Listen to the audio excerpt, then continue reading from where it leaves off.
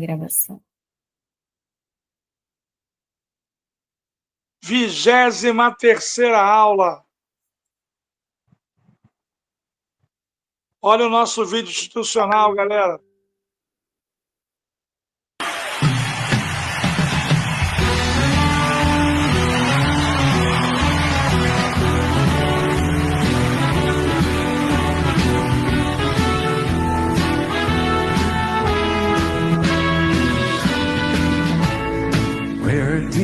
Vídeo da vitória, para tu lembrar como estiver lá no que vem. Begin to know it, but then I know it's growing strong.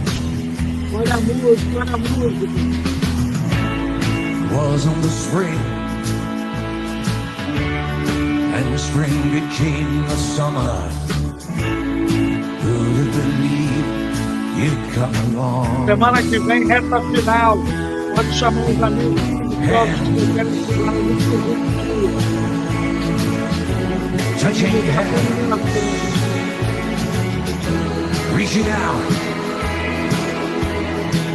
touching me, touching you, sweet Caroline. The times never seem so good. I've been inclined to believe they never would, but now.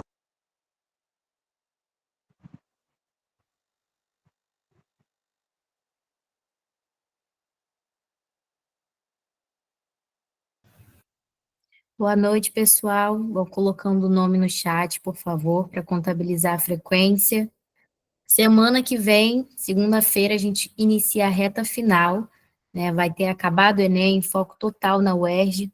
Aula de quarta e sexta-feira confirmadas, tá bom? Então, nós contamos com a presença de vocês. É isso, galera. Semana que vem, a geografia começa a ser, se Deus quiser, semanal.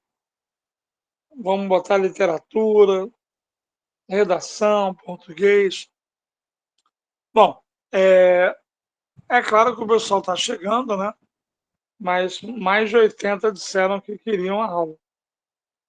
Não quer dizer que eles venham os 80, né? Mas vamos tentar pelo menos chegar a 50. Pois, Isabela, essa semana teve segunda biologia, né? Terça Isso. química e quarta física. Pode ver os números para mim enquanto o pessoal está chegando? Posso sim.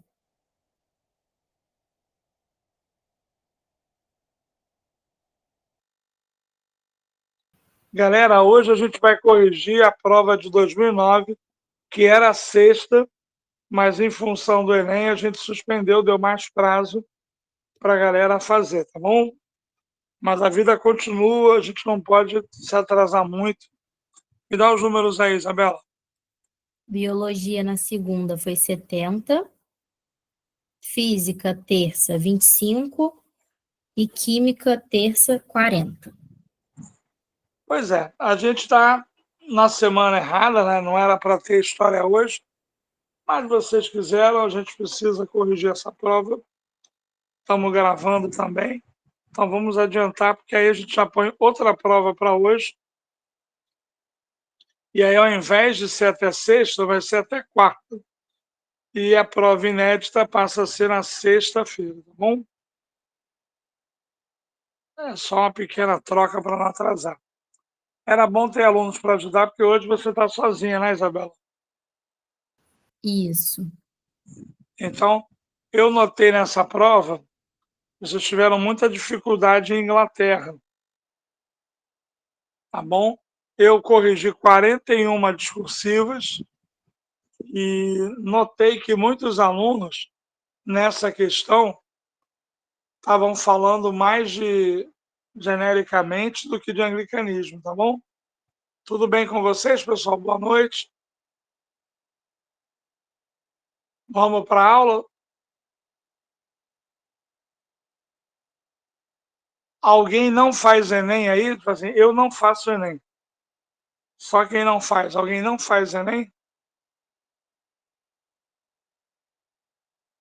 Tamílio Nascimento não faz. Mais alguém não faz Enem? Carlos Augusto não faz.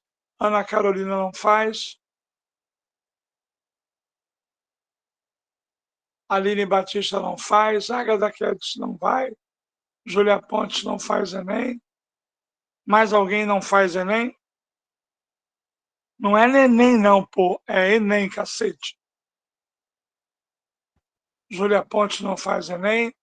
Tem mais alguém aí na aula que não faz Enem?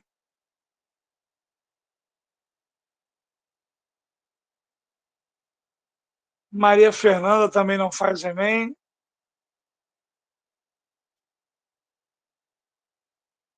Então vamos lá.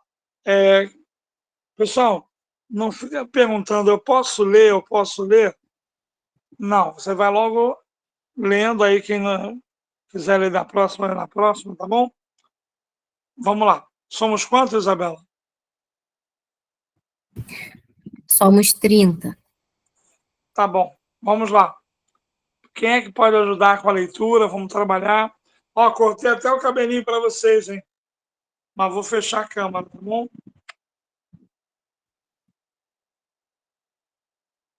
Vamos lá. Quem é que pode ler? Tem algum aluno que pode ler, por favor?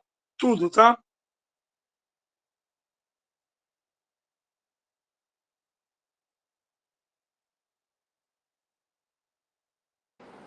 As relações entre a pregação protestante e as estruturas políticas então existentes foram muitas vezes decisivas tanto para os destinos da pregação em si, quanto para os rumos afinal tomados pela organização das novas igrejas. O texto acima se refere a processos da reforma religiosa ocorridos na Europa. O movimento reformista, entretanto, conheceu diferentes reações em distintas áreas. Indique duas causas para a reforma religiosa na Inglaterra e uma consequência econômica desse movimento. Pois é, pessoal. É claro que o importante é não deixar em branco. Parabéns. Mas a pergunta, pode ler de novo a pergunta?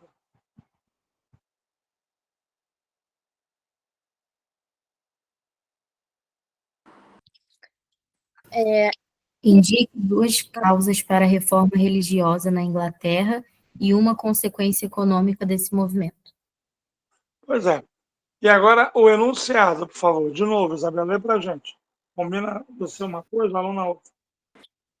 O texto acima se refere a processos da reforma religiosa ocorridas na Europa. O movimento reformista, entretanto, conheceu diferentes reações em distintas áreas. Não, eu queria o texto acima. As relações entre a pregação protestante e as estruturas políticas então existentes foram muitas vezes decisivas tanto para os destinos da pregação em si, quanto para os rumos afinal tomados pela organização das novas igrejas. Tá, pessoal, notaram que sempre começa igual, ou expansão marítima, ou reforma protestante, ou absolutismo.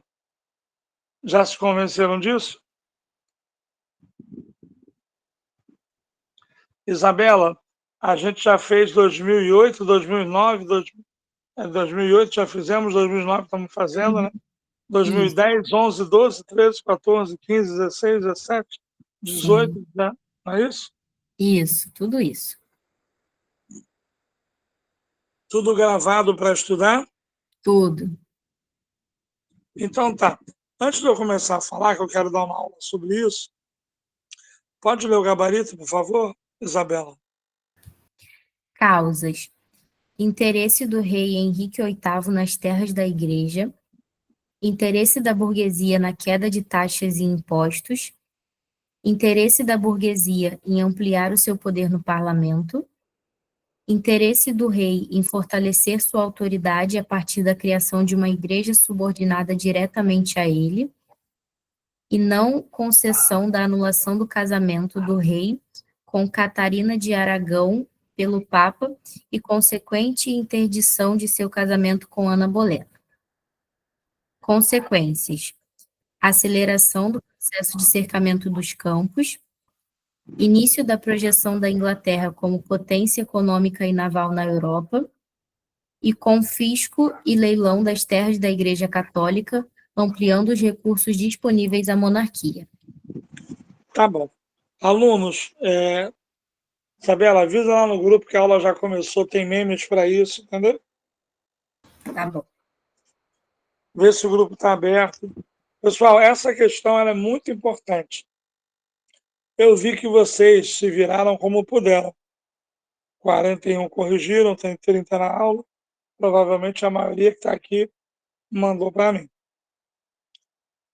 Aqui eu considerei que era uma pergunta mais de igreja anglicana. Mas o gabarito aceitou respostas também de igreja puritana. Porque ele pergunta duas causas na Inglaterra, não é isso, Isabela? Isso. Então, mas eu quero organizar a cabeça de vocês. Tá bom? Vamos trabalhar na Inglaterra com o que é da Inglaterra. O que é da Inglaterra é o anglicanismo, que é da nobreza. É uma igreja de caráter absolutista, onde a grande característica é o rei, seu chefe da igreja. Para isso, a gente tem que contextualizar, estudar. A primeira reforma foi a de Lutero, 1517. Não tem nada a ver com a Inglaterra. A segunda reforma está fazendo 500 anos. É de Calvino, na Suíça. O calvinismo ele vai defender a salvação pela fé e pela predestinação. E vai acolher a burguesia, a usura, o empréstimo de dinheiro a juros, que é uma parte do gabarito que a Isabela leu. Na Inglaterra, esse grupo, que a gente chama de calvinista, se chama puritanismo. Então, se alguém puder escrever no chat, algum aluno, escrevam. O puritanismo é o calvinismo na Inglaterra. Alguém pode escrever isso, algum aluno? Tá bom, Júlia Paz. Na Inglaterra, o calvinismo se chama puritanismo. Mas o grande assunto da questão, na minha opinião, é 10 anos depois, 1534, que vai acontecer uma coisa singular, somente na Inglaterra. Thaísa, o anglicanismo começa na Inglaterra. O calvinismo ele tem em todo o planeta. Onde tem burguesia, tem calvinismo. Na Escócia, é presbiterianismo. Tem na América do Norte. Na França, são huguenotes. Então, calvinismo é burguês. Guarda isso. Onde tiver burguesia, tem calvinismo. Então, em várias regiões da Europa. Nasce na Suíça o calvinismo, mas se espalha em todo o planeta, onde tem burguesia, principalmente a Europa. O que eu quero trabalhar mais é o anglicanismo. A gente está na primeira resposta, tá bom? O anglicanismo, ele é em 1534, quando vai haver o ato de supremacia.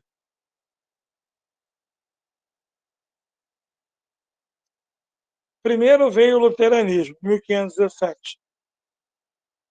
Depois o calvinismo, 1524. Agatha Guedes, o calvinismo se espalhou com outros nomes. Na França são os huguenotes. Na Escócia são os presbiterianos. E na Inglaterra são os puritanos. 10 anos depois do surgimento do calvinismo, a burguesia e o povo inglês tinham abraçado o calvinismo. Todos eram católicos no início. O assunto é a Inglaterra. Mas com o calvinismo, a burguesia inglesa e o povo inglês se tornaram calvinistas. O rei Henrique VIII era católico, mas não podia virar calvinista por ser rei, por ser nobre. E o catolicismo estava muito desgastado, muito desmoralizado. E aí o rei, por interesse econômico, político, ele cria uma igreja só dele, uma igreja do rei, uma igreja do rei da Inglaterra, a igreja anglicana. A igreja anglicana é a grande rival protestante da igreja calvinista, que também é protestante. Nela, a maior característica é o rei ser o chefe da igreja. Alunos, o rei já é o rei, certo? Mas ele passa a ter o poder espiritual de perdoar pecados. Então o rei junta na mesma pessoa o poder de Deus e o poder dos homens. Eu considero, atenção, o anglicanismo uma conveniência. Por quê? Porque o rei era católico, mas como o catolicismo estava desgastado, estava na merda, estava sendo desmoralizado na Europa, ele aproveita e larga o amigo. Sabe, imagina que você tem um amigo na escola, uma amiga na faculdade, no trabalho, aí de repente você está num dia que o teu peido está saindo fedorento, ou então que você mijou na calça. Acontece. Esse teu amigo, essa tua amiga excomungada, ela te abandona, porque ela fica com vergonha de você. Foi o que aconteceu na Inglaterra. O rei Henrique VIII ficou com vergonha do catolicismo. Viu o povo e a burguesia se tornarem calvinistas. Então ele se livra do problema. Ele se torna chefe da igreja. E ele vai fazer uma coisa que essa aula é a hora de você aprender. Ele vai fazer um negócio chamado ato, atenção, ato de supremacia. Anota essa data aí. Eu vou digitar para você. Tem a ver com a segunda resposta, mas estamos na primeira ainda. O rei, ele faz um ato onde ele se torna o chefe da igreja católica. Perdão. Ele extingue a igreja católica e cria a sua própria igreja, onde ele se torna o chefe. Ele confisca as terras católicas, confisca as igrejas. Ele não acaba com o catolicismo, mas ele confisca tudo do catolicismo. Então, qual é a causa? A causa de moralização do catolicismo com a reforma protestante. A causa é a opção burguesa do povo inglês pelo calvinismo. A causa é a necessidade do rei manter o seu poder absoluto também em termos religiosos. Então ele se afasta do catolicismo, rompe com o catolicismo, ou seja, vai na onda, vai na moda e se torna o chefe da igreja. O grande motivo, na minha opinião, é o interesse nas terras católicas. O interesse de manter o poder absoluto. Eu não gosto muito desse argumento do divórcio. Tá no gabarito? Tá, mas é uma merda. Porque esse filho da puta teve 8 mulheres. Só não teve mais porque a última matou ele. Porra, essa que é sensacional. Matou ele. Mas esse não vale nada. Então esse argumento do divórcio eu não gosto. Eu não sugiro ele para a UERJ. Por quê? Porque isso é um sofisma. Ele joga o povo contra o catolicismo porque ele queria ter um herdeiro. Mas, na verdade, claro que a Igreja Católica não aceita o divórcio. Mas não é isso que faz tudo acontecer. Isso é um pretexto, entendeu? E eu vou te provar na próxima pergunta. A próxima pergunta é qual é a consequência econômica. A consequência econômica, atenção, é que ele confisca as terras católicas pelo ato de supremacia e vende essas terras. E ele cria o que vários alunos responderam, o primeiro cercamento dos campos, o primeiro enclosures. Então, a grosso modo, ele faz uma reforma agrária nas terras católicas. Esse primeiro enclosure, lá na frente, em 1642, mais de 100 anos depois da aula, vai gerar a nobreza não feudal. Eu vou digitar aqui para você. Vai gerar a gentry. Vou botar aqui. 100 anos depois. Então, religiosamente, essa reforma anglicana é uma conveniência. É uma forma do rei se afastar do catolicismo, continuar fortalecido e criar uma novidade. Boa noite, Rosana. O importante é chegar, galera. Isabela, chegamos a quantos agora? 40. Tá horrível. Mas se chegar a 50 tá bom. Vai lá espiar a química, ver quanto a química tá. Tava Pessoal, com... hoje eu mantive a aula porque tem muita gente que está de saco cheio com o Enem, gente que não faz Enem. A gente botou um monte de aula de biologia, química, física, o pessoal não está indo. Na semana passada teve um monte de história, português, o pessoal de exatas e biomédicas não veio. Então, para não bagunçar o nosso projeto, a história, que é a coisa mais forte do projeto, que lidera o projeto, ela voltou. Mas tem química. Quem quis fazer química pode ir para o outro lado. Mas vamos manter uma aula de história, porque não dá para a gente ficar sem. E eu consultei vocês, e vocês disseram que queriam, tá bom? Então, a galera que está entrando, a gente está aprofundando a questão 1.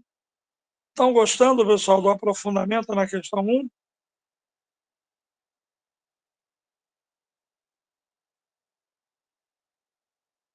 Então, repete a pergunta, a primeira parte, algum aluno, por favor, para eu revisar para todo mundo e para quem chegou agora.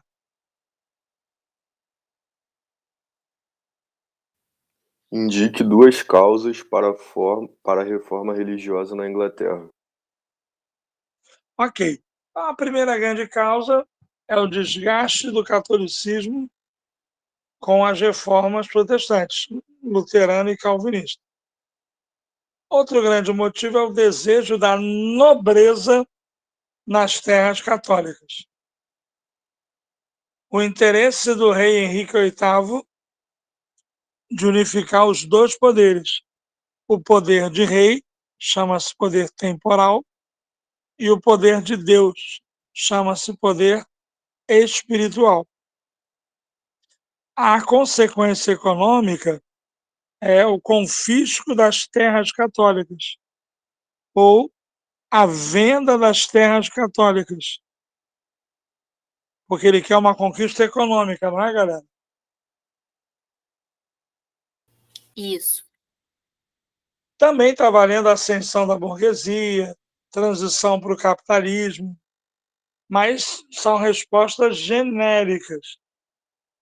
Sobre o anglicanismo mesmo, seria confisco das terras católicas, primeiro enclosures através do ato de supremacia. Tudo bem? Tchu, tchá, tchá, tchá. Perguntas ou posso mudar?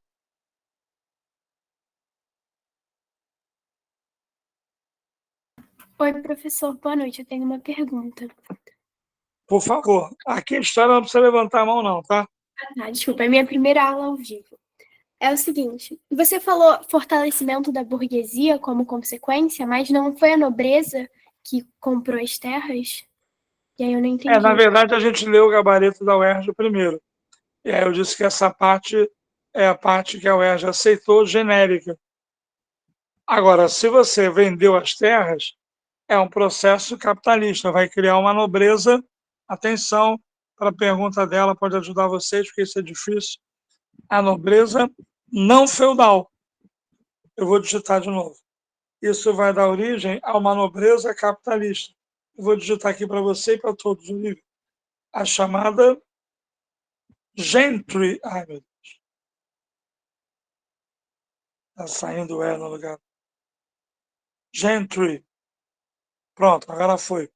Então, isso aqui, Olivia, seria uma nobreza não feudal. Ou então, proprietários de terras não feudais, como você quiser. Mas na medida em que a primeira pergunta é sobre causas da reforma na Inglaterra, uma das causas foi a pressão da burguesia, pelo comércio, pela usura. É porque essa questão ela tem um caminho. Pelo calvinismo, que eu acho errado, mas eles aceitaram no gabarito oficial, a gente leu antes de eu começar a explicar, ou pelo anglicanismo, que eu acho que é o cerne da questão mesmo. Tá bom, Olivia? Depende do caminho que você usar para responder. Tá bom, obrigada. Se for o caminho do anglicanismo, está errado, claro. Se for o caminho do calvinismo, está certo. O que eu achei ruim nas discursivas é o pessoal ficar falando de venda de indulgência, comercialização da fé, como se fosse uma pergunta sobre Lutero. Não é. Lutero é 1517. Calvino, 500 anos, 1524. 500 anos de Calvino. Essa questão já é 10 anos depois. Já é no anglicanismo, entendeu? Eu quis puxar mais para o anglicanismo para aprofundar mais. Mas quando a gente tiver até a prova outra questão de calvinismo, eu volto a trabalhar isso com vocês, tá bom? Beleza? Tchu, tchá, tchá, tchá.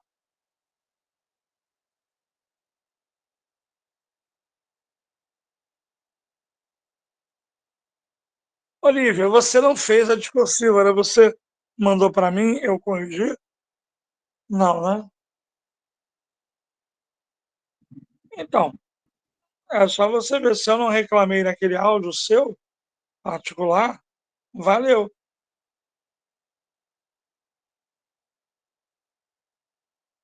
Vamos lá, Isabela, qual é o nosso número? 44. Tá bom. Química está com 25. O quê? Química está com 25. Pô, é isso que eu fico puto da vida, cara. Prova de química domingo, nem o pessoal de química foi.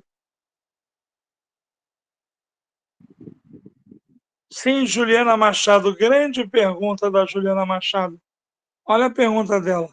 Professor, essa reforma religiosa foi antes das revoluções inglesas?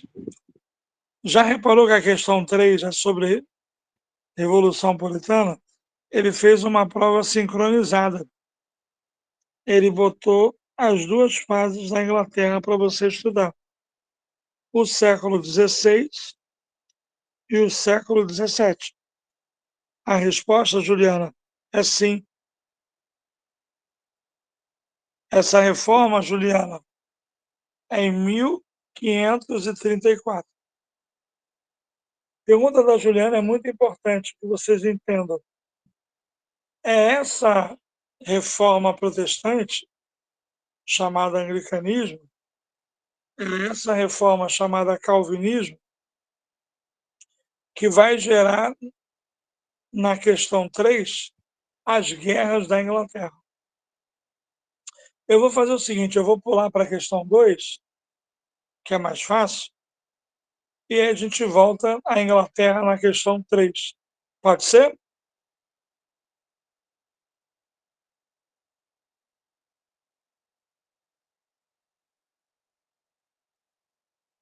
Então vamos. Galera, leiam a questão 2, leiam toda, tá? Inclusive o texto. Vamos aproveitar que quem quis ver veio, que está sendo gravado, e vamos aprofundar, tá bom?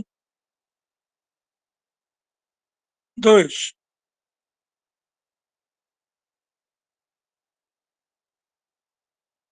Eu preciso que os alunos leiam, tá? Eu só tenho um funcionário. De 1500 a 1532, período chamado pré-colonial, caracterizado por uma economia extrativa baseada no escambo com os índios. No 2, de 1532 a 1600, época de predomínio da escravidão indígena. O 3, de 1600 a 1700, fase de instalação do escravismo colonial de plantation em sua forma clássica. A 4 é de 1700 a 1822, anos de diversificação das atividades em função da mineração, do surgimento de uma rede urbana, mais tarde de uma importância maior na manufatura, embora sempre sob o signo da escravidão predominante. A partir das informações do texto, verificam-se alterações ocorridas no sistema colonial em relação à mão de obra. Apresente duas justificativas para o incentivo do Estado português à importação de mão de obra escrava para sua colônia na América. Pode repetir para mim a pergunta só agora? Apresente duas justificativas para o incentivo do Estado português à importação de mão de obra escrava para sua colônia na América. Pois é, caiu na redação do Enem, o que é ruim, né? Porque a redação ficou muito fácil. Sim, uma coisa, legal, porque a gente viu história, babá, mas acabou que a redação ficou mais fácil, né? Bom, mas vamos ao que interessa. O Enem, ele baixou muito o nível da qualidade por conta do ensino médio ter tido essa reforma. O governo atual não sabe o que fazer, então botou uma prova mais interpretativa. De modo que, infelizmente, o primeiro dia do Enem vai valer pouco. A decisão é domingo. Amanhã, inclusive, a gente vai botar matemática e biologia para a galera que precisa melhorar nessas duas áreas. Mas o assunto no Enem é bem básico. A gente já viu várias vezes que a primeira questão é de moderna, a segunda questão é Brasil colônia. O açúcar, a mineração, ou os dois. Então, totalmente previsível. Antes de eu explicar, Isabela, você pode ler para eles o gabarito? Justificativas. Oposição da Igreja Católica à utilização do indígena como escravo. Dificuldade do apresamento dos indígenas em função de sua migração e fuga para o interior. Lucratividade do tráfico internacional de escravos, semelhante à de uma grande empresa, favorecendo traficantes e a coroa portuguesa. Falta de braços para a lavoura dos principais produtos coloniais, devido a um ciclo de doenças ocorridas na segunda metade do século XVI, responsável pela morte de milhares de indígenas, e caráter fortemente hierárquico da sociedade portuguesa desse momento, marcada pelo uso legitimado da escravidão. Então, vocês viram que era uma questão meio boba, né, cara? Meio dada, mas qual era a importância dela? Muitas pessoas erraram. Porque o índio foge do interior, que o negro trabalha mais. O foco é o interesse econômico. Lê de novo o gabarito para mim, que eu quero zoar eles. Oposição da Igreja Católica à utilização do indígena como escravo. dificuldade do apresamento dos indígenas em função de sua migração ou fuga para o interior, lucratividade do tráfico internacional de escravos, semelhante à de uma grande empresa, favorecendo traficantes e a coroa portuguesa, falta de braços para a lavoura dos principais produtos coloniais, devido a um ciclo de doenças ocorridas na segunda metade do século XVI, responsável pela morte de milhares de indígenas, e caráter fortemente hierárquico da sociedade portuguesa desse momento, marcada pelo uso legitimado da escravidão. Meus alunos, o negro era a compensação de Portugal não ter achado ouro e prata, porque através do tráfico negreiro, eles viabilizaram a acumulação primitiva de capital.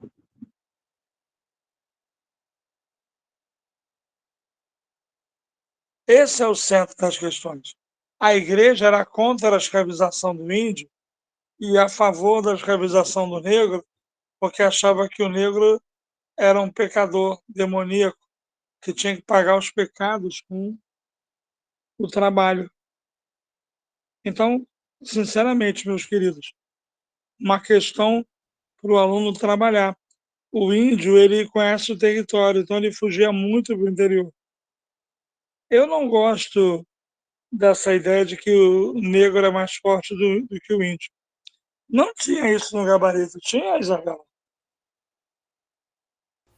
Não. Porque isso é um bullying que vocês fazem. Aprendem na escola ou falam na escola. Isso é uma idiotice. Aqui, em Maricá, tem um cacique, o nome do cacique é Tupã.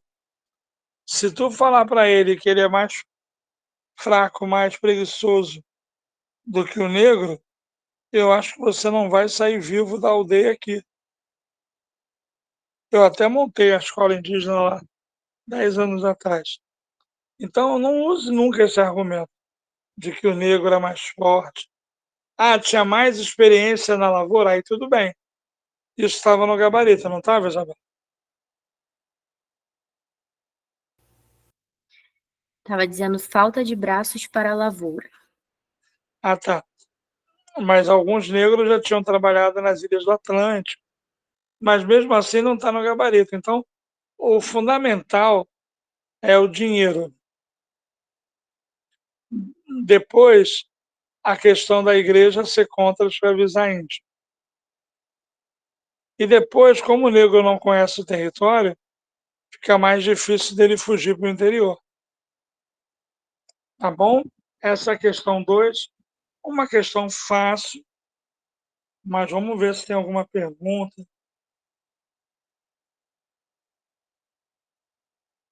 Chegamos a quanto, Isabela?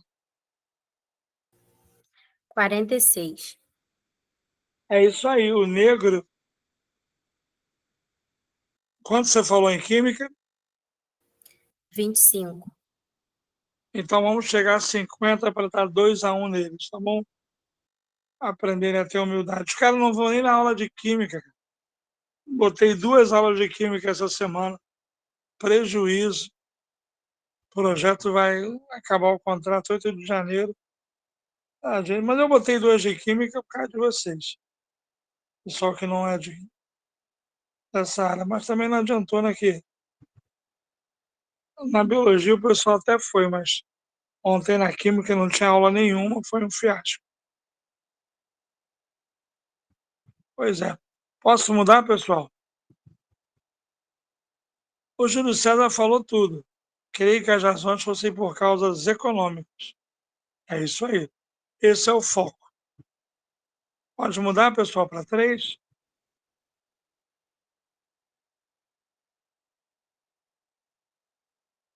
Bom, agora não é a mais difícil da prova, mas é especial. Eu gostaria que fosse lido os 2 textos, o primeiro e depois o da pergunta. Tá bom? Pode ser? O rei é vencido e preso. O parlamento tenta negociar com ele, dispondo-se a sacrificar o exército.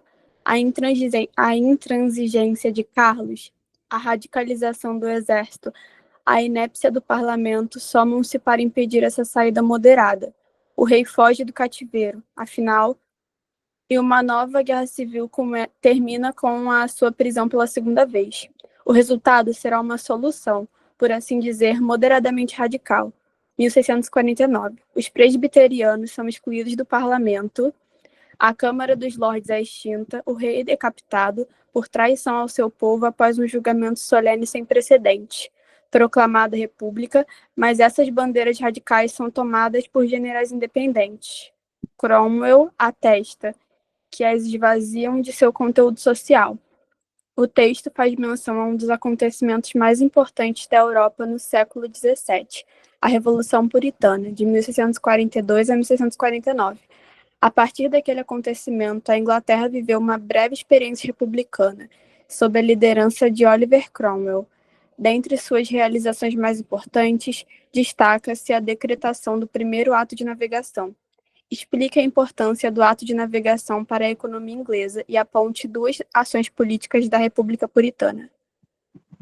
Bom, pessoal, essa é uma mega questão. Eu diria que é uma questão sensacional, que muitos alunos sequer tentaram responder na época. Mas eu já disse a você, está gravando, eu falo em todas as aulas. Quais são as aulas mais importantes de História Geral? Expansão marítima, absolutismo e reforma protestante. 3. A reforma era a primeira questão. Depois, Inglaterra. Depois, Revolução Francesa. A terceira questão era sobre a Inglaterra. 6. Primeira Guerra Mundial. 7. Revoluções russas. 8. Crise de 1929. 9. Fascismo e nazismo. E 10º, Segunda Guerra Mundial e suas consequências. Não é falta de aviso. Toda aula a gente avisa isso. Essa questão, ela pega a Revolução Puritana, narra a vitória da burguesia sobre a nobreza feudal. Narra a vitória do parlamento sobre o rei. Narra a vitória de Oliver Cromwell sobre o rei Carlos I. Narra a vitória dos puritanos, que é o nome da revolução, puritanos, calvinismo inglês, sobre os anglicanos.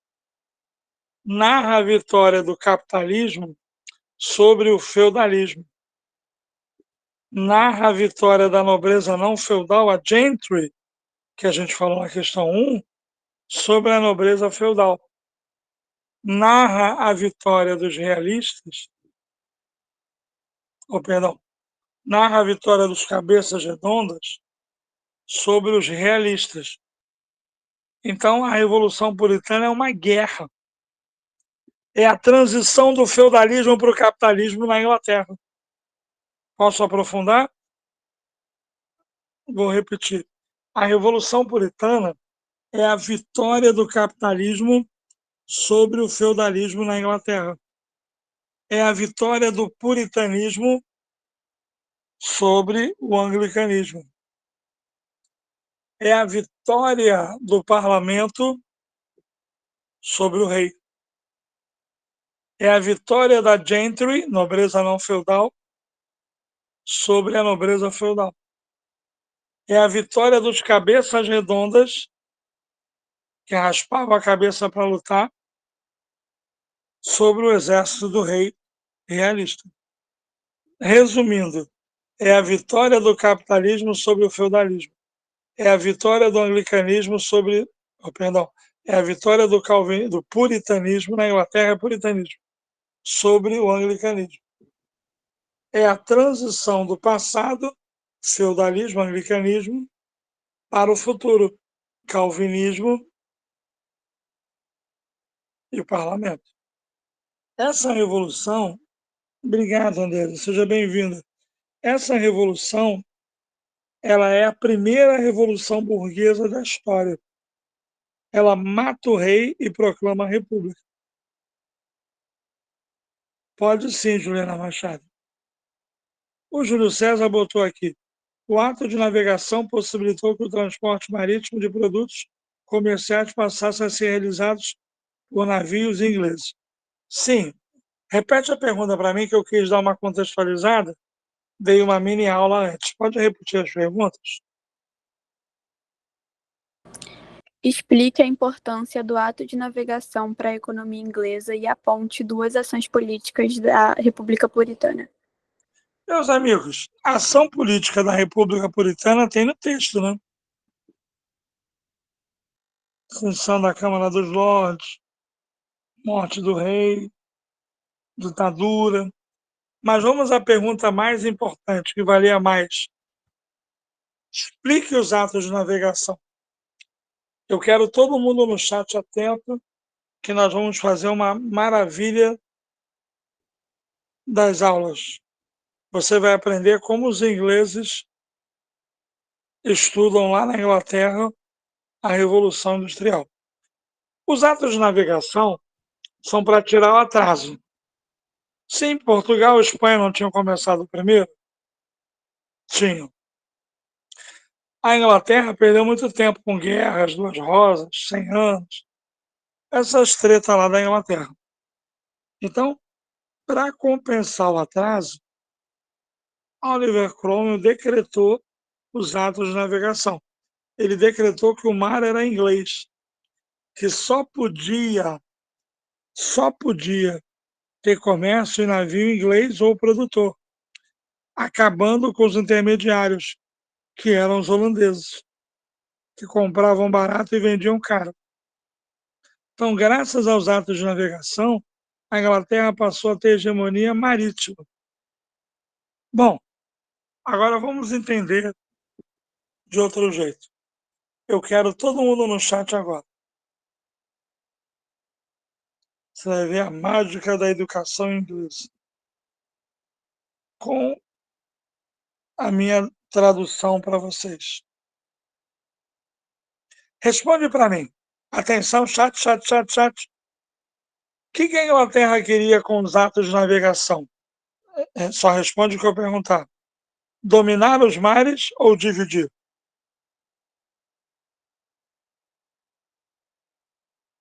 Dominar. Segunda pergunta. Dominando os mares, a Inglaterra ia alcançar mais portos ou menos portos?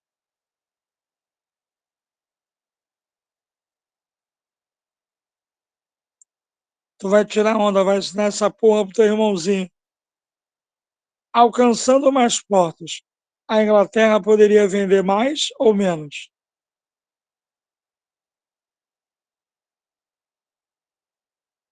Para vender mais, tem que produzir mais ou menos?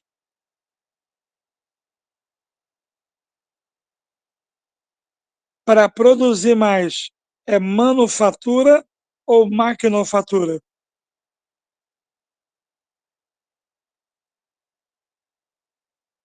Caracoles!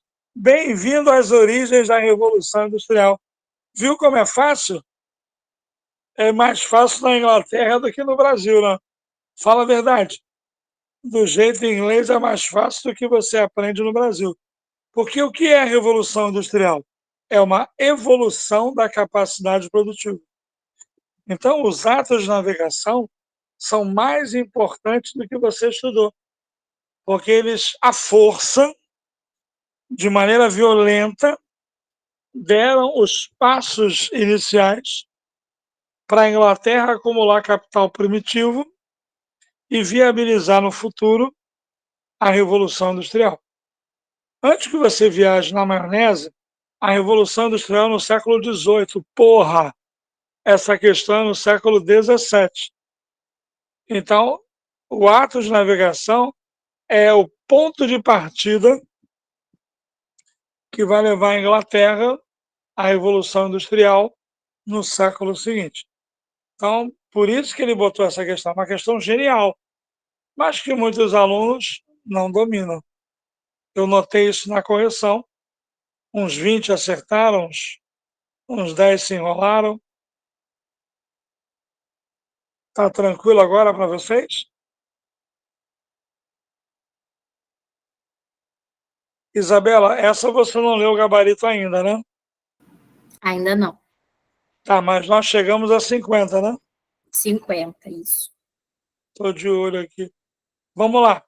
Pode ler o gabarito para eles. Pessoal, o meu gabarito é melhor, modéstia à parte. Que eu fui para trás, expliquei o que foi a Revolução Puritana, dei uma geral e fui para o futuro, que eu quis aproveitar essa questão para a gente estudar um pouco mais. Mas vamos ler o gabarito da UERJ. A decretação do primeiro ato de navegação, 1651, determinou que o transporte dos produtos importados pela Inglaterra deveria ser feito apenas em navios ingleses ou pertencentes aos países de origem dos respectivos produtos, ampliando o processo de acumulação de capitais. Ações: dissolução do parlamento, conquista da Jamaica à Espanha, supressão da Câmara dos Lordes, vitórias militares contra Holanda e Espanha, submissão da Irlanda e Escócia outra vez à Inglaterra, confisco e leilão das terras pertencentes à Igreja Anglicana e aos nobres que apoiaram o rei, e autoproclamação de Cromwell como Lorde Protetor das repúblicas da Inglaterra, Escócia e Irlanda. Olha, como a prova é em 1º de dezembro, eu tenho uma proposta para vocês. Eu tenho revoluções inglesas, 2 aulas em 20 minutos.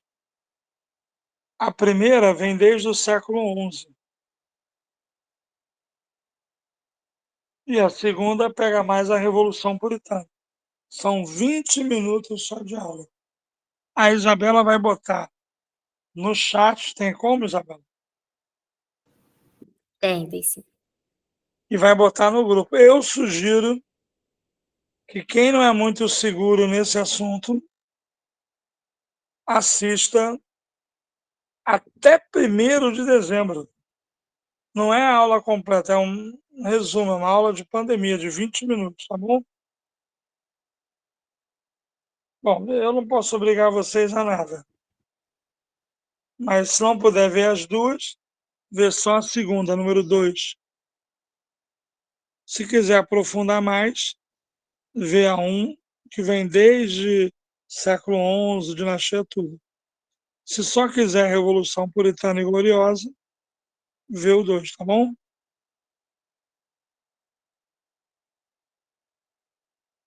Alguma pergunta? Posso mudar para 4? Prof, eu tenho uma dúvida. Você relacionou o absolutismo com o feudalismo. E eu fiquei um pouco confusa, porque para mim o feudalismo era da Idade Média e o absolutismo se relacionava com o fim do feudalismo, quando o rei começou a centralizar o poder.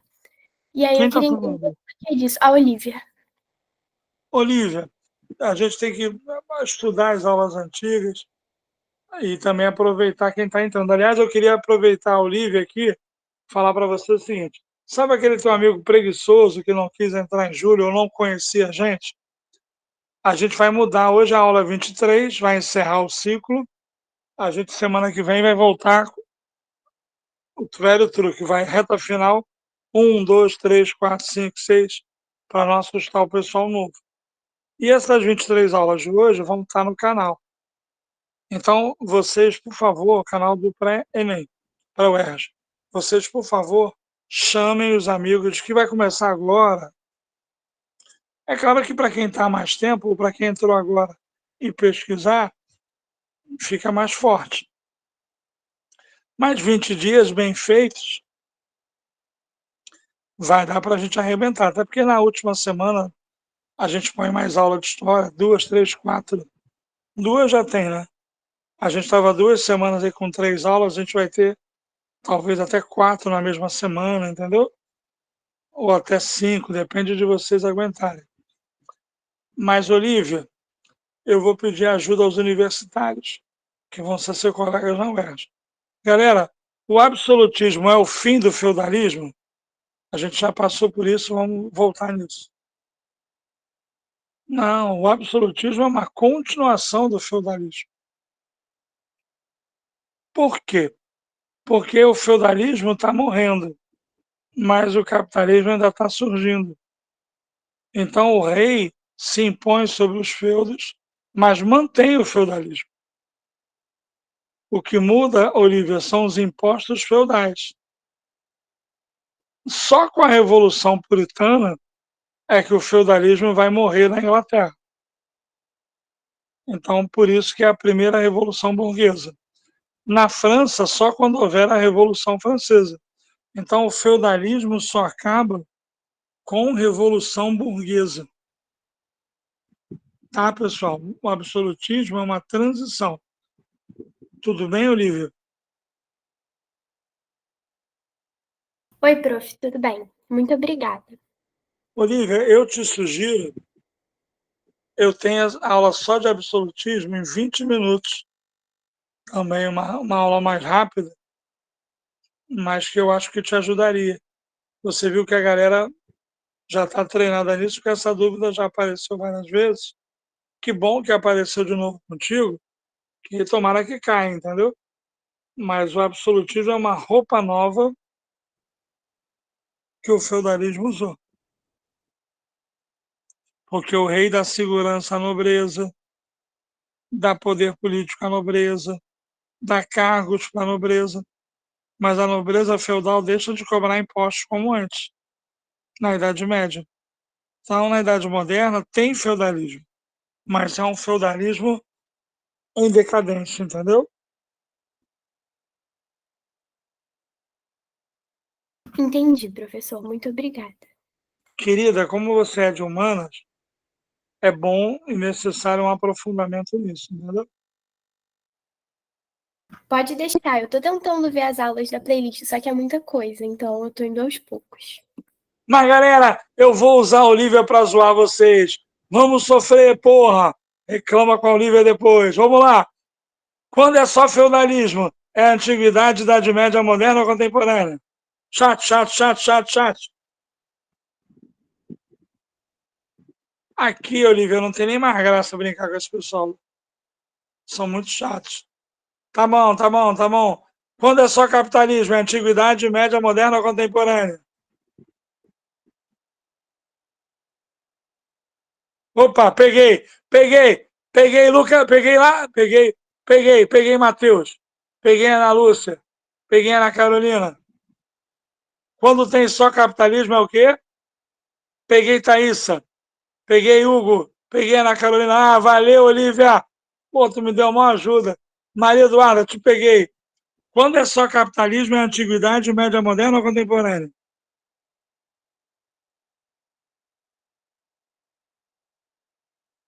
Porra!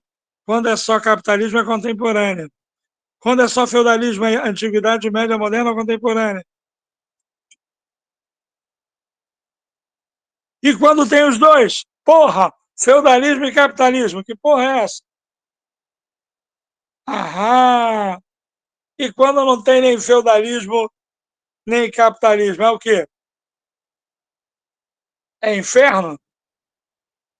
Não, é antiguidade, isso aí. Cai antiguidade na UERJ, sim ou não? Não. Mas foi bom, Olivia, ter entrado. Valeu a pena, zoei uma meia dúzia aí. Tem que estar com isso na cabeça, hein? Olha lá, hein? Fala assim, Olivia, deixa quieto, Olivia. Pô,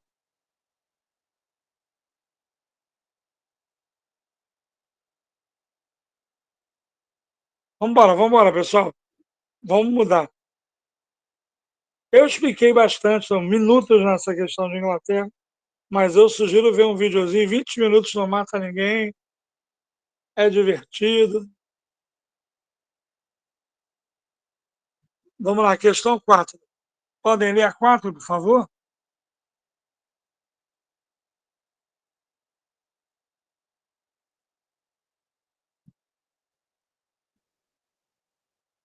Bora, pessoal, olha a hora.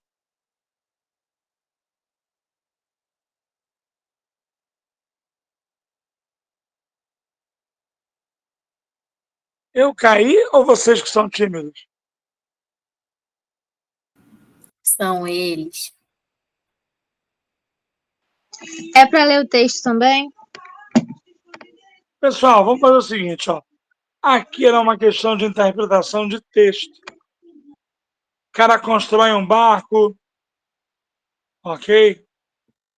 Fala de técnicas de Robson, luta do homem, do fazer, da alegria de ver nascer as coisas. Daniel Defoe, no romance Robson Crusoe, deixa transparecer a influência que as ideias liberais passaram a exercer sobre o comportamento da parcela da sociedade europeia ainda no século XVIII. É uma questão de iluminismo.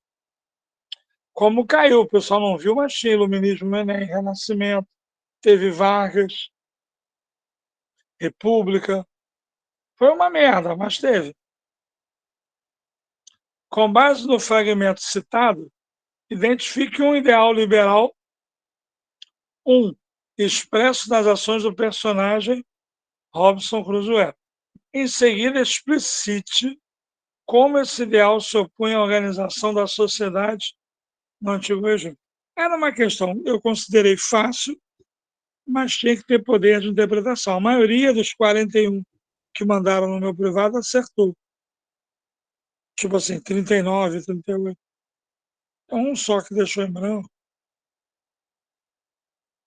Alguns falaram de liberdade religiosa. Lê o gabarito primeiro, Isabela. Individualismo, e a explicação dele é: com o individualismo, os liberais criticam a sociedade do antigo regime que colocavam a razão do Estado à frente das necessidades dos indivíduos, privilegiando determinados grupos por sua origem ou nascimento em detrimento de suas habilidades ou competências. Valorização do trabalho independentemente de sua natureza. A dignificação de todo tipo de trabalho se contrapunha ao caráter estamental da sociedade do antigo regime, de acordo com o qual determinadas ocupações eram indignas dos membros dos estamentos privilegiados. Bom, eu quero ouvir vocês. Era uma questão. É claro que um bom aluno, ele, se é ideias liberais, é individualismo, liberdade econômica, liberdade religiosa. Teve alguns alunos que falaram empreendedorismo, que não era uma palavra comum em 2008, mas totalmente certa em 2024. Está valendo. Ele valoriza esse empreendedorismo do aluno, entendeu? Ana, quando você não entender, lê 10 vezes.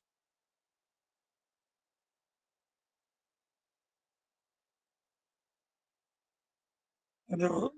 Essa questão hoje em dia ficou mais fácil do que na época. Na Idade Moderna, na Idade Média, no passado, o trabalho era mal visto.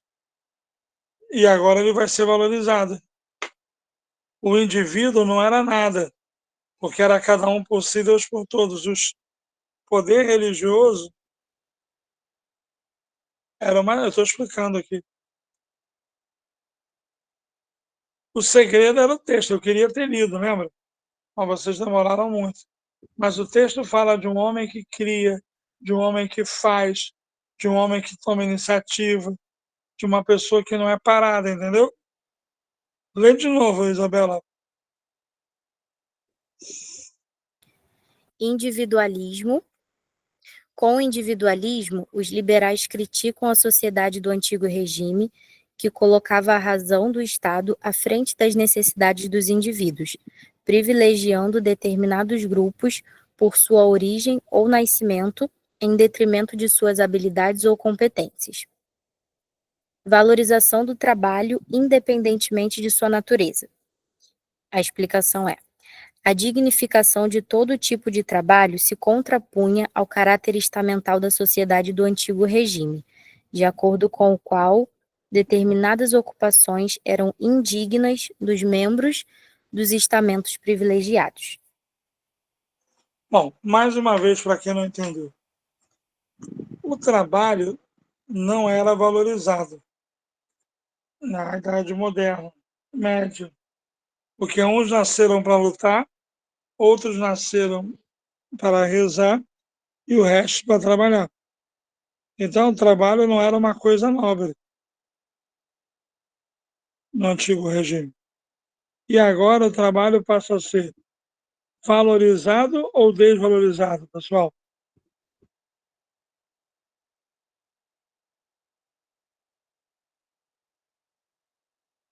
Beleza? Entendeu agora, Luísa? Foi?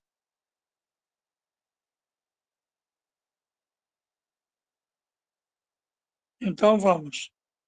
Aqui, pessoal, acabei de falar, vamos mudar para 5, mas aqui era a interpretação pura, né, de texto. Né?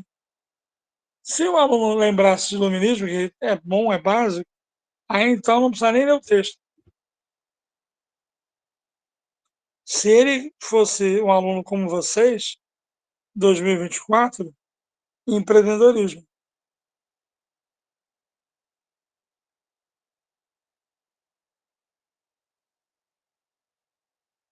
Não, Gabriel, não. Não é, no caso, é uma questão sobre a Europa.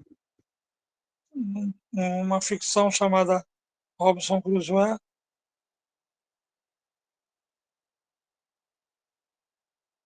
Gabriel, não tem a ver com tipo de colonização.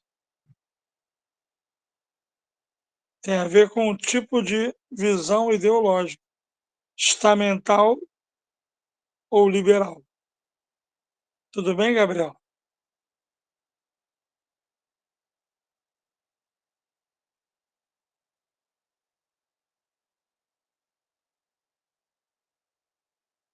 Gabriel,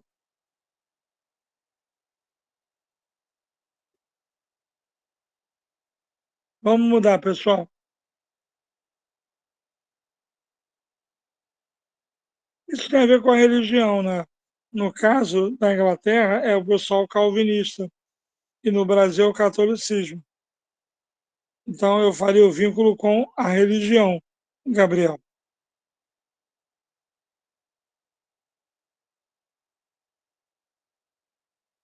Vamos lá. A número 5 era para ser a mais difícil da prova.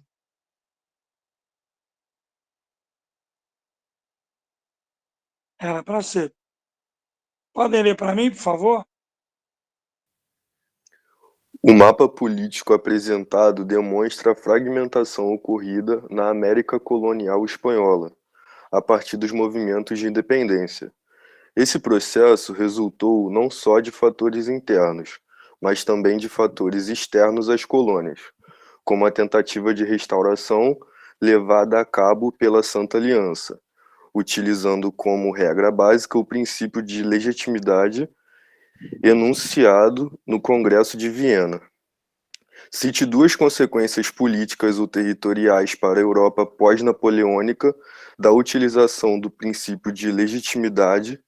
Em seguida, explique a influência desse princípio nas lutas pela independência das colônias espanholas na América. Bom, deixa eu aprofundar. Eu já falei. Qual é a nota que nós queremos tirar aqui? Digita no chat. Pois é. Então, a ideia é evitar que você tire 20. É uma competição. Então, sempre tem uma ou duas questões, uma com certeza mais difícil. Mas o segredo dela, para quem tem conteúdo, conhece o programa inteiro de moderna e contemporânea, que isso é contemporânea, é o que acontece na Europa depois que Napoleão perde. Vai ter uma restauração. vai ter o Congresso de Viena. E o Congresso de Viena tinha 3 princípios. Intervenções, né, que era para impedir novas revoluções. Compensações, que era para indenizar os países que a França agrediu. E o da questão, legitimidade. O que é o princípio da legitimidade? Cada país voltaria a ter o que é seu, o que é legítimo. Era muito fácil. Então, tudo que Napoleão invadiu, a França devolveu. Com base em quê? No princípio das legitimidades, que cada país voltaria a ter o que era seu. É como se passasse uma borracha em tudo que o Napoleão fez. E o Congresso de Viena, com esse princípio, restaura o absolutismo, traz de volta as monarquias conservadoras. Agora, esse princípio, ele acaba sendo um terror para as colônias que estavam mais livres durante o período napoleônico, mais estimuladas à independência. Então, com a ideia de um controle mais efetivo das metrópoles, as colônias vão fazer um processo mais rápido de libertação, que é o que acontece na América Espanhola. O mapa tem várias bandeiras. Por quê? Porque cada país voltou a ter o que era seu. E no caso da América, cada elite crioula, olhando para o mapa, cada elite crioula criou seu próprio país. Aí tem a bandeira da Argentina. É uma verdadeira eliminatória de Copa do Mundo, essa imagem. Cada elite crioula voltou a ter seu próprio país. Perdão. Na Europa, cada país voltou a ter seu próprio território. E na América, agora sim, cada elite crioula voltou a ter seu próprio país. Vamos lá, Isabela? A gente está em quanto? Lê o gabarito da 5. Estamos em 52. O gabarito é dissolução da Confederação do Reno, ausência de partilha territorial da França, recolocação no poder das dinastias europeias destronadas durante a expansão napoleônica, reorganização do mapa europeu, levando-se em consideração os direitos tradicionais das dinastias consideradas legítimas e restaurando-se as fronteiras anteriores a 1791. Explicação. Esse princípio, por tentar frear os processos de autonomia que haviam se instalado na região, ampliou ainda mais as insatisfações dos diferentes setores das aristocracias coloniais, que, organizadas em cabildos livres, comandaram as lutas pela independência dos vice-reinos coloniais. Pessoal, para tudo. O problema não é a questão. O problema é que vocês estudam só até Napoleão e depois voltam já em imperialismo. E aí fica um buraco, a gente já detectou, que é o buraco do Congresso de Viena, da unificação da Alemanha e da Itália, que a gente já estudou em outras aulas. Se você entender o nome, princípio da legitimidade, é um princípio onde cada país volta a ter o que era seu. Então, tudo que Napoleão invadiu, ele teve que devolver. E devolveu com qual critério? Cada país voltou a ter o que era seu. Então, Napoleão tinha invadido tudo, praticamente. Península Itálica, Império Austro-Húngaro, Confederação Germânica, Portugal, Espanha. Invadiu a casa do teu cachorro, se você tem cachorro. O Congresso de Viena fez a França devolver tudo que ela invadiu. Por exemplo, devolveu a casa do seu cachorrinho, devolveu as terras Portugal para Portugal, Espanha para Espanha. Então, é claro que vocês acharam difícil. E é claro que eu vou dizer que era fácil. Por quê? Porque princípio das legitimidades. E na América? Se cada país volta a ter o que é seu na Europa, cada país poderia ficar com as suas colônias de volta. Então as colônias não vão aceitar isso. E aí na América, o crioulo é o branco que nasce na América, certo? Ele vai curtir uma certa liberdade quando Napoleão invadir a Espanha. Mas depois ele sabe que a Europa está fortalecendo o controle colonial. O que ele vai fazer? Ele vai se rebelar contra as metrópoles. Então, a ideia do conservadorismo vencer na Europa dá um efeito contrário na América Espanhola, porque acelera o processo de independência, entendeu? Fala a verdade, era mais fácil do que parecia.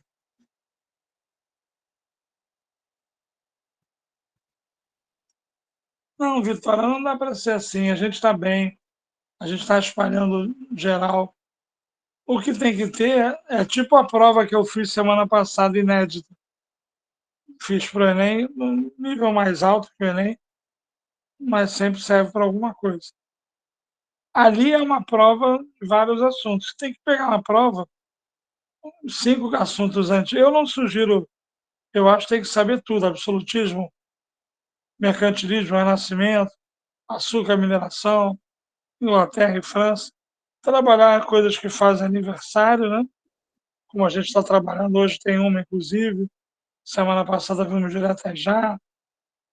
Não dá para fazer um tiro. Agora, por exemplo, eleição americana, vitória do Trump, isso é uma coisa que assusta muito as universidades, entendeu?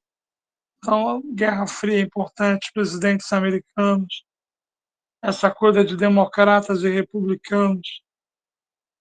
Vocês sabem que em 248 anos, os americanos nunca elegeram uma mulher. País misógino, machista. Sem entrar no mérito se ela era melhor ou não. Mas eles são foda. Eles elegeram um cara para expulsar os imigrantes. Que o imigrante está ganhando o emprego dele, entendeu? É um Hitler democratizado, mas com uma besta escondida dentro de si.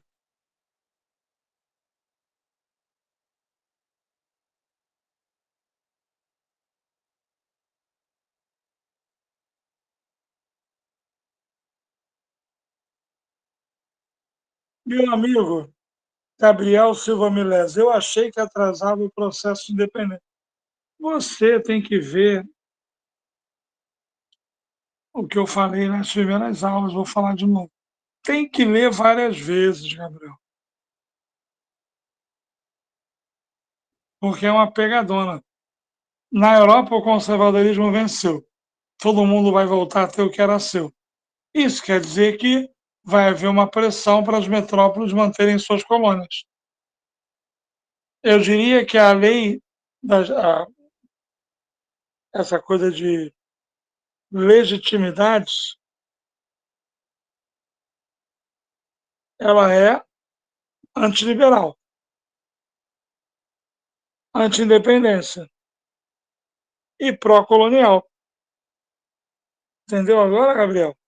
Então, o medo de virar colônia para sempre vai acelerar um processo mais rápido de independência.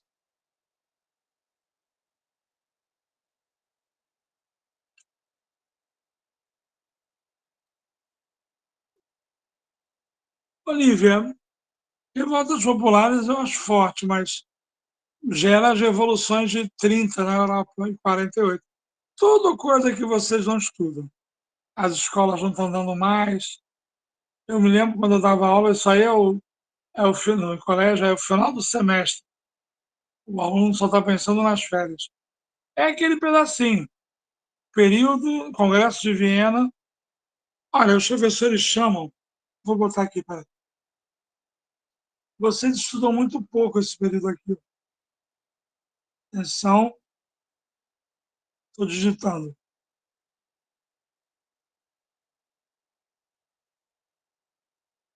Só um minutinho. Olha o chat aí. Vocês estudam muito pouco isso. Aí quando cai isso, vocês morrem, entendeu? Foi um dos motivos que eu resolvi manter a aula hoje, porque eu achei que vocês não iam assistir química e ia atrasar muito essa correção, entendeu? Vou lembrar os princípios, tá? Que é o que você deveria saber desde criança. Napoleão invade a porra toda, perde. Aí eles fazem o Congresso de Viena. O que essa porra desse Congresso decide? Cada país volta a ter o que era seu. Princípio das legitimidades. 2. A França vai indenizar quem ela invadiu. Princípio das compensações. 3. Se aparecer algum novo Napoleão nessa porra, princípio das intervenções, que é a Santa Aliança, a repressão, blá, blá, blá. Se você dominasse os 3 princípios, tudo seria mais fácil para você. Você até entenderia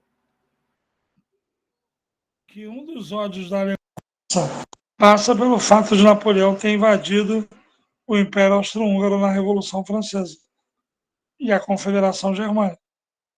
Mas você você pula essas aulas, aí tem que rezar para não cair, né? Aí quando cai, é um massacre.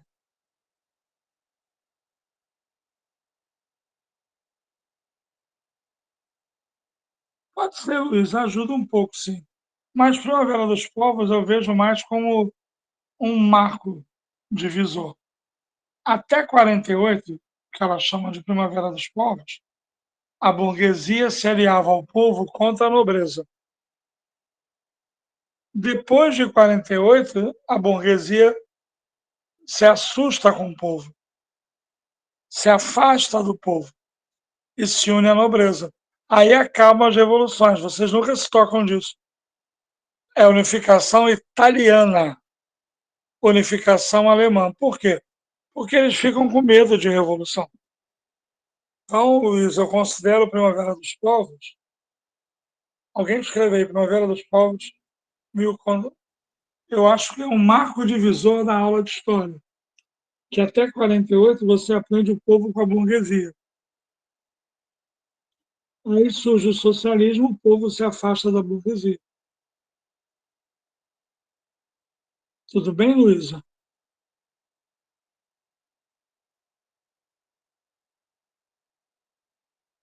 Não, Santa Aliança é um exército antiliberal, ok? É uma milícia antiliberal. É o direito de intervir em países que forem ameaçados por uma revolução. O mais importante é você responder para mim, Maria Fernanda. Quais são os países da Santa Aliança? Ou então, para ser mais rápido, se a Inglaterra fazia parte da Santa Aliança ou não. Isso é que eu acho que você não sabe.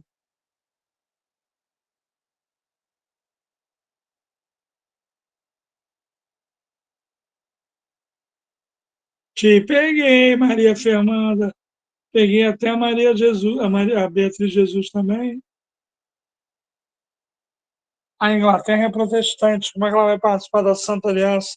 Ai, ai, ai, ai, ai. Ui, ui, ui, ui, ui. A Inglaterra participa da quádrupla aliança. Vou botar a colinha aqui, tá bom? Quádrupla aliança é com a Inglaterra. Santa Aliança é sem Inglaterra. Essas aulas aí você perdeu. Eu me lembro quando eu dava aula em colégio, eu falava assim, irmão, some daqui, não volta semana que vem, não. Sai daqui. Eu falava assim, a aula aqui é semana que vem só para quem é de humanas. Aí a sala ficava vazia. Deixa eu ver aqui, vocês gostaram, né? Sim, Congresso de Viena, Maria Fernanda, são os 4 grandes. Prússia, Áustria, Rússia e Inglaterra.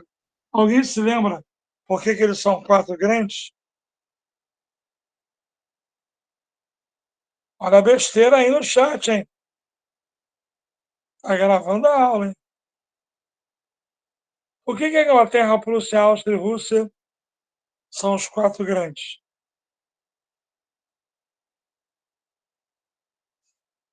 Porra, Agatha Guedes! Porra, Maria Fernanda! Isso aí, que são os principais inimigos de Napoleão. Isso aí.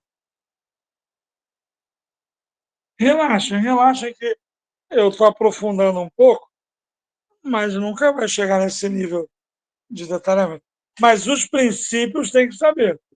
Princípio da legitimidade, princípio das compensações, princípio das intervenções. Eu acho que você tem que levar isso da questão 5 para a sua vida.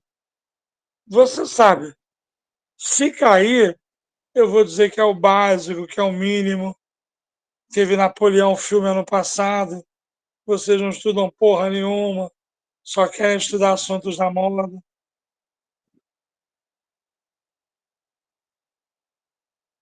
Tá bom? Pode mudar, pessoal? Olha a hora, né?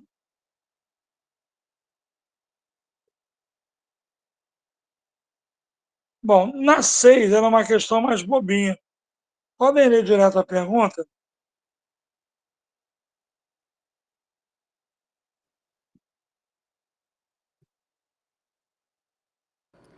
Indique 4 razões que contribuíram para que. Não, pera. Os textos acima apontam para um quadro desolador da situação da classe trabalhadora brasileira na Primeira República. O primeiro foi escrito por um militante operário e o segundo é parte integrante de um arquivo policial da época. Ambos demonstram tanto a ótica sob a qual as elites políticas viam o mundo do trabalho, quanto a fragilidade do movimento operário. Indique 4 razões que contribuíram para que esse movimento, no início do século XX, se encontrasse na situação descrita nos fragmentos. Aí, parece até prova inédita do William, né? Aponte 4 questões. Vocês não lembraram de mim, não? Vocês ficam achando, pô, ele quer nos sacanear na prova inédita. Às vezes cai, porque eles queriam ver se o aluno achava 4 coisas. Eles queriam ver, 1, será que ele sabe ler? 2, será que o aluno sabe interpretar? 3, será que ele vai entender que a porra da resposta está no texto? Eles estão testando vocês. E depois dessas 3 primeiras, será que ele consegue ser caprichoso e ganhar os 4 pontos? No caso, os 4 meio pontos que essa questão tem? Eu gostei do que eu vi. Mas é um exercício de paciência, né? Primeira República é antes das leis trabalhistas. Então, o trabalhador era um caso de polícia. Os sindicatos eram proibidos, mas existiam. Os imigrantes eram a maioria da mão de obra. E as ideias anarquistas que ganharam o primeiro sindicato, que criaram o primeiro sindicato. Então, eu considero a 62 muito básica, mas deu gabarito para eles. Divisão interna do movimento operário, reduzido o peso da indústria na economia brasileira, pequena repercussão pública dos movimentos grevistas, esperança de muitos trabalhadores estrangeiros em retornar à Europa, posição contrária da maioria dos anarquistas à luta por leis trabalhistas, reduzida tendência à organização dos trabalhadores fabris em sindicatos, receio entre os trabalhadores em função de listas negras das indústrias e legislação essencialmente repressiva, com a questão social sendo tratada como caso de polícia. Olha, acabei de falar isso para vocês. Então, ele botou 8 respostas. E, de certa forma, tudo está dentro do texto. Mas o central é que, antes do Vargas, não tinha lei trabalhista. Então, qualquer tipo de associação sindical era visto como uma associação criminosa, entendeu? divisão interna entre anarquistas e comunistas, que o movimento sindical ele nasce graças aos anarquistas. Mas com o sucesso da Revolução Russa, o comunismo cresce também, tanto que em 1922 nasce o Partido Comunista no Brasil. E como a questão é na Primeira República, a República Velha, não tinha muita quantidade de fábricas no Brasil ainda. Então é um movimento fraco, entendeu? O movimento sindical no início era padeiro, açougueiro, entendeu? Tranquilo essa, pessoal?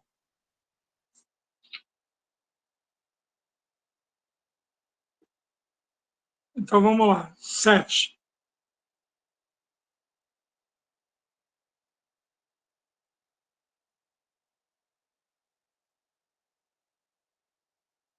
A 7, na minha opinião, é um pouco mais difícil. Lê a pergunta aí.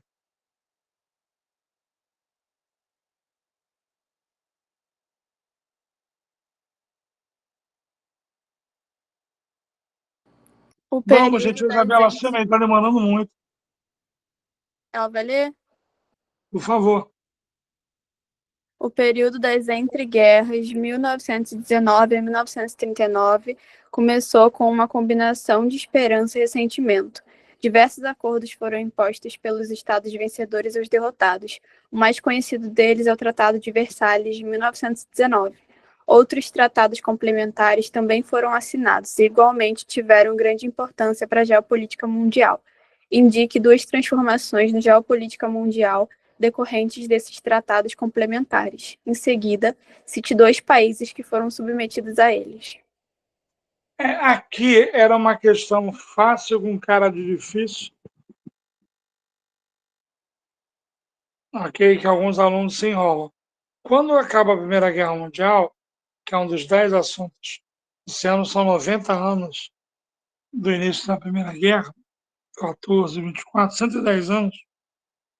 Na verdade, pessoal, acaba o Império Turco-Otomano, acaba o Império Austro-Húngaro, acaba o Império Alemão. E aí, se você tiver mal, nasce a Turquia, nasce a Áustria. Se você tiver bem, nasce a Iugoslávia, a Tchecoslováquia, a Polônia. Teve aluno que botou até nome de tratado. Que ela sabia tanto que aprofundou até achar petróleo, entendeu? Mas era uma questão meio boba, né? Os países que mais sofrem com esses tratados. A Alemanha, não tinha como errar, entendeu? Mas vamos ler o gabarito primeiro. Inclusive, põe a prática de botar o gabarito no chat. Você está botando, Isabel? Não, William, sozinha é mais complicado. Tô só lendo Depois você põe o gabarito no grupo, no tá bom? grupo, tá bom? Transformações. Quando acabar, Desaparecimento.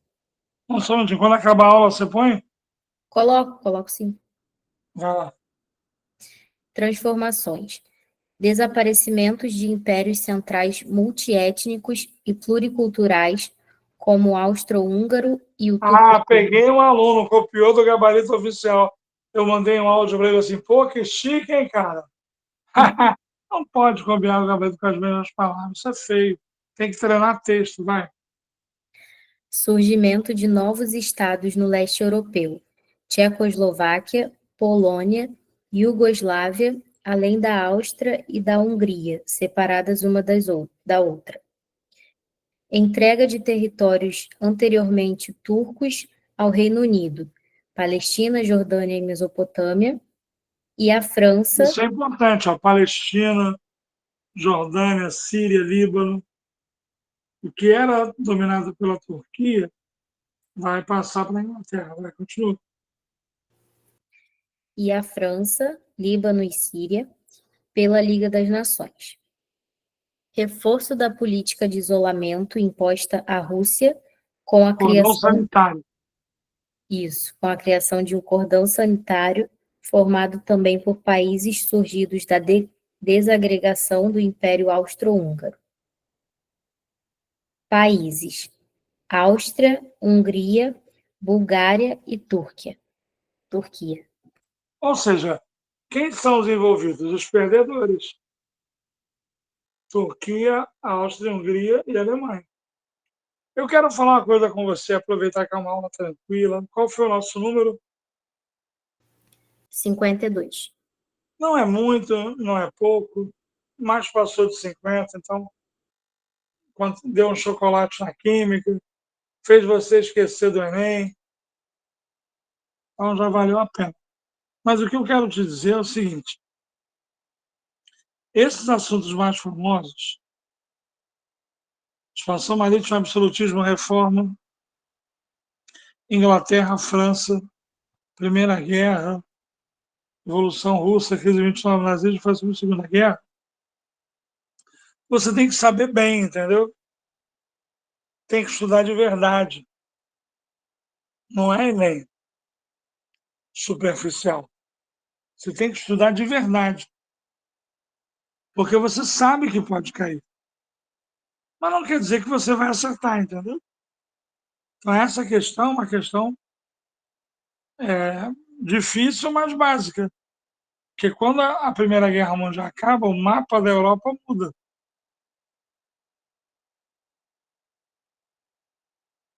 Já teve uma questão dessa. Isso aí, Vitória Souza.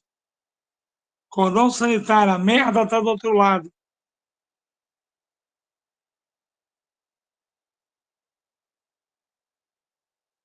Ok, pessoal, a prova de 2009 foi muito difícil para vocês. Mas a ideia é essa, né? Isabela, a gente já fez todas as provas de 2023 até 2008, não é? Isso. 8, 9, 10, 11, 12, 13, 14, 15, 16, 17, 18, 19. Aí para 20, 21 e 22, né? Pela pandemia, foi múltipla escolha, nós já fizemos tudo. E aí já tivemos o quê? Prova inédita, tivemos uma, 3 ou 4 já, Isabela? 4, né? 4.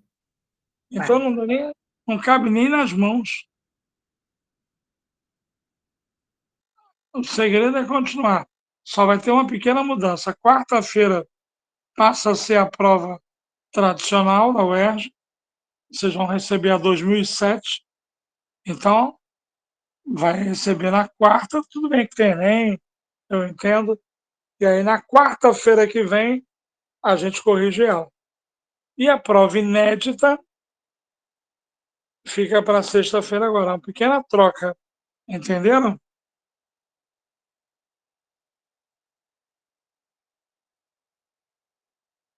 Bom, vamos lá, Isabela. Questão 7. 8 agora. Oh, desculpa. Modernismo, né? É. Tem certeza que você não pulou, não? Não, a 7 foi essa que a gente fez agora. Tá bom, vamos lá. 8. Arcila do Amaral foi uma das principais artistas da Semana de Arte Não. Moderna. Só a pergunta, tá? Tá bom. Indique, a partir da tela apresentada, duas características da ordem socioeconômica defendida. Peraí, que me ligaram. Defendida pelos modernistas na década de 1920. Em seguida, explique de que forma elas contradizem a política e a economia brasileira vigentes na época. Amores, amigos, aqui tem que ter uma malandragem que vocês têm que ter. Porque pode ser modernismo, pode ser formação do PCB, pode ser tenentismo. Tem um macete. É auge da política do café com leite, que é até 1918. Essa questão é em 22. Então, é 19 Epitácio, Pessoa, 22 Arthur Bernardes, 26 Washington Luiz. Mas não fica assustado. É declínio da República Velha. Então, 22 é a oposição. Eles vão questionar o modelo agrícola exportador, predomínio do café, vão defender a industrialização, na política vão defender a moralização. Então, a ideia, basicamente, é ver se você entende de República Velha. E pegou uma questão da moda, sempre na moda, que é o modernismo. Mas, na verdade, o modernismo ele vai, apesar de ser filhos da própria aristocracia, eles em São Paulo vão questionar o modelo atrasado, fraudado de cabresto que o Brasil tinha. Então, eu vi que a maioria acertou, sinceramente, mas vou pedir o gabarito para a Isabela. Eu gastei muito tempo na Inglaterra e nas questões de Santa Helena. Não me arrependo, mas nas fáceis vamos mais devagar. Aliás, eu queria, quando acabasse a aula, lá no grupo de Zap, vocês falassem, ó, valeu a pena, porque a gente estudou mais na Inglaterra, estudou mais pós-Napoleão, porque essa aula vai ficar gravada, depois do Enem o pessoal pode ver, entendeu? E eu acho que valeu, porque teve muitas mini-aulas, entendeu? Vamos lá, Isabela, lê o gabarito aí. Características: desenvolvimento urbano, desenvolvimento industrial e modernidade tecnológica. O desenvolvimento dos centros urbanos e a industrialização eram vistos como símbolos de modernidade pelos integrantes da Semana de Arte Moderna, que assim opunham-se ao modelo agrário exportador vigente e ao domínio das tradicionais oligarquias agrárias que controlavam o cenário político do país, por meio de currais eleitorais e do voto de cabresto. Assim, colocava-se em xeque a vocação agrária da sociedade brasileira, pressuposto de políticas econômicas, financeiras e tributárias empreendidas por governos republicanos. Ok? Então, na verdade, eles eram uma oposição cultural ao domínio do café com leite, ao domínio do voto de cabresto, ao domínio do café, entendeu? Era uma questão de antítese. Alguma dúvida nessa aí, pessoal?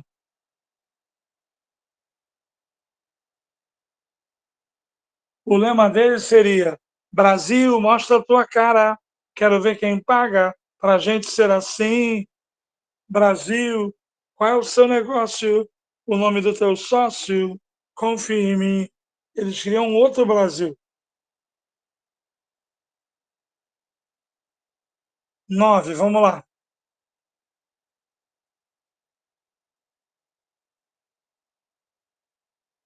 A 9 está na moda, né? 50 anos de descolonização, 50 anos da Revolução dos Cravos, 50 anos da independência de Angola, Moçambique e Guiné-Bissau, que são chamadas de descolonização tardia, porque só quando acabou a ditadura de Salazar que Portugal conseguiu largar o osso, aceitar a independência de Guiné-Bissau, Angola e Moçambique. Pode ler a pergunta, pessoal? Aponte duas razões que levaram o exército português a liderar o processo revolucionário e explicite a principal consequência da Revolução dos Cravos para a política portuguesa na África. A segunda pergunta era mais fácil que a primeira.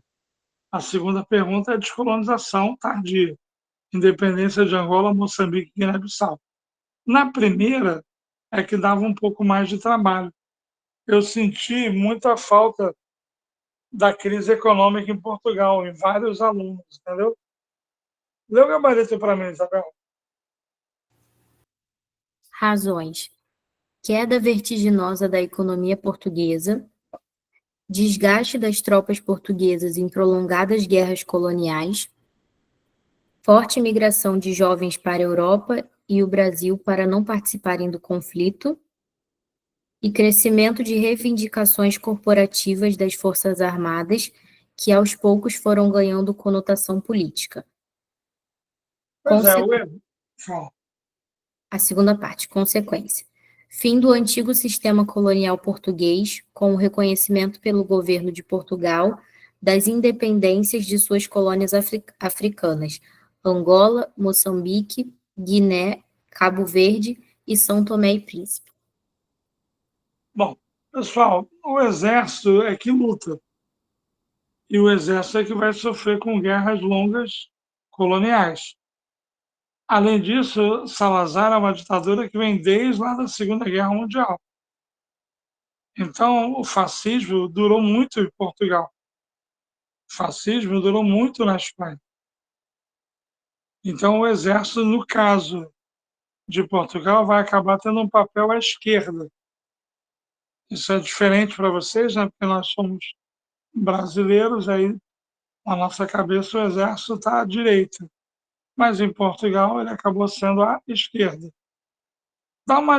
Já foi lido o gabarito, essa coisa da crise econômica também, porque o desgaste com o sistema colonial, os gastos militares, né? Isso tudo fazia muito mal a Portugal.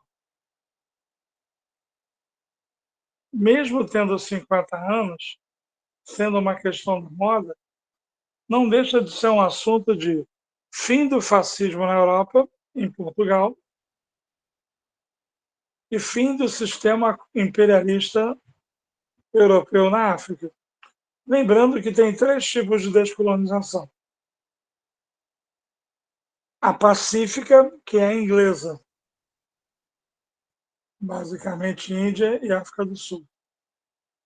A violenta, que é francesa, basicamente Argélia e Vietnã. E tem a última, a descolonização tardia, que é portuguesa, que é nos anos 70. Ou seja, quando a Inglaterra e a França já tinham perdido as colônias. E por que foi tardia? Porque em Portugal, com o fascismo no poder, foi mantido o sistema colonial. Então, com a queda do fascismo português, vai haver a queda do sistema colonial português.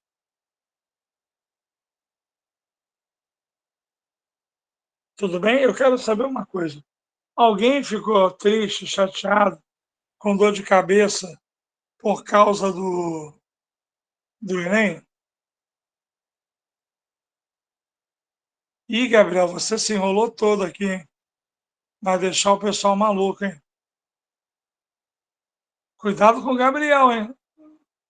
Então vamos lá. São 3 tipos de descolonização. O primeiro tipo é pacífica, que é o inglês, que é o que aconteceu com a Índia, lembra que dividiu Índia e Paquistão? É inglês e África do Sul. Violento, que é o francês, que não aceitou a descolonização, que é a Argélia e Moçambique, Argélia e Vietnã. E tem a tardia, que demorou mais, nos anos 70. Posso te livrar do Gabriel? Essa tardia portuguesa, a pacífica é inglesa, a violenta é francesa e a tardia é portuguesa. Mas a descolonização tardia, acabou de estudar, Angola, Moçambique, ela é pacífica ou violenta? Agora é que eu quero ver.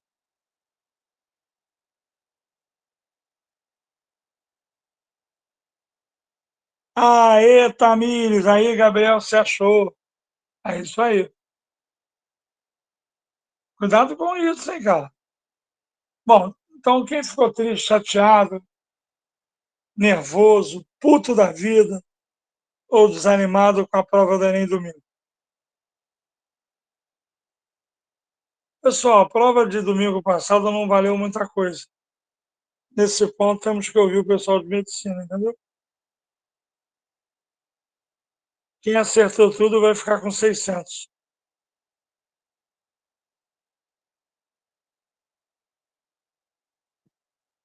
Bom, mas a nossa amiga Isabela, antes da questão 10, ela vai colocar uma mensagem nossa para vocês. Por favor, Isabela, chama o nosso convidado dessa noite.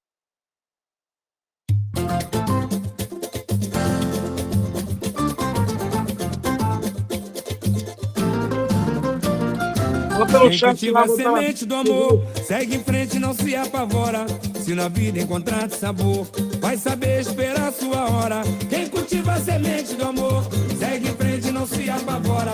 Se na vida encontrar sabor, vai saber esperar a sua hora. Às vezes a felicidade demora a chegar. Só em 1º de Aí é que dezembro. a gente não pode deixar de sonhar. Guerreiro não foge da luta e não pode correr. Ninguém vai poder atrasar quem nasceu pra vencer. É dia de sol, mas o tempo pode fechar. A chuva só vem Olha a quando música aí, tem pessoal, que olha a molhar. letra. Na vida é preciso aprender. Se colhe o bem que plantar. É Deus quem aponta a estrela que tem que brilhar. Bora cantar, pessoal, vamos relaxar. Vai na fé, manda essa tristeza embora. Manda essa tristeza embora.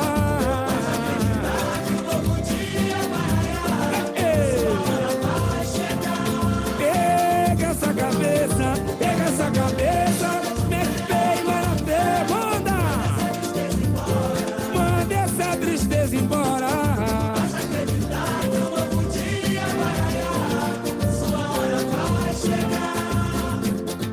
Quem cultiva a semente do amor, segue em frente e não se apavora.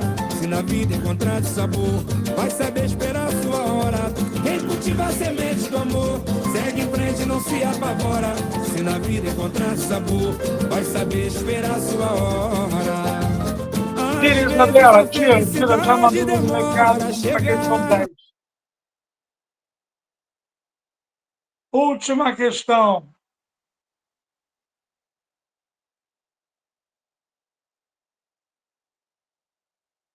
Última questão, pessoal, só a pergunta. A última questão eu achei muito fácil, né? Mas vamos lá. Alguém lê? Lê você, Isabela, para ir mais rápido. Indique o significado político da queda do Muro de Berlim para a Alemanha e o significado simbólico desse acontecimento para o contexto político internacional. Aqui teve aluno que se enrolou. Era para a Alemanha. Então, a queda do muro significou a unificação da Alemanha. Aí botaram vitória do capitalismo, derrota do comunismo, sabe, muito genérico. Era, para a Alemanha, significa a unificação. E para a Guerra Fria, significa o fim. Lê o gabarito aí. Significado político. Para a Alemanha, a destruição do Muro de Berlim definiu o início do processo de sua reunificação política. É isso. Significado simbólico. No contexto político internacional, a queda do Muro de Berlim simbolizou o fim da Guerra Fria, do domínio soviético sobre a Espanha do Leste e, sobretudo, um marco do descrédito da via socialista como contraponto à via capitalista. Pois é, aí teve aluno que botou vitória do capitalismo, exagerou, entendeu? Mas era uma questão muito fácil, muito banal, entendeu? Mas teve gente que perdeu o ponto, porque quando ele pergunta o significado para a Alemanha, fim da divisão ocorrida após a Segunda Guerra Mundial. Vocês estão entendendo onde o cara perdeu tempo? Onde ele perdeu o ponto, quer dizer? Estão entendendo, alunos? Na pressa de acabar a prova, o aluno botou a resposta de fim da Guerra Fria, onde era para botar a unificação alemã. E alguns acharam que era a mesma pergunta, não era.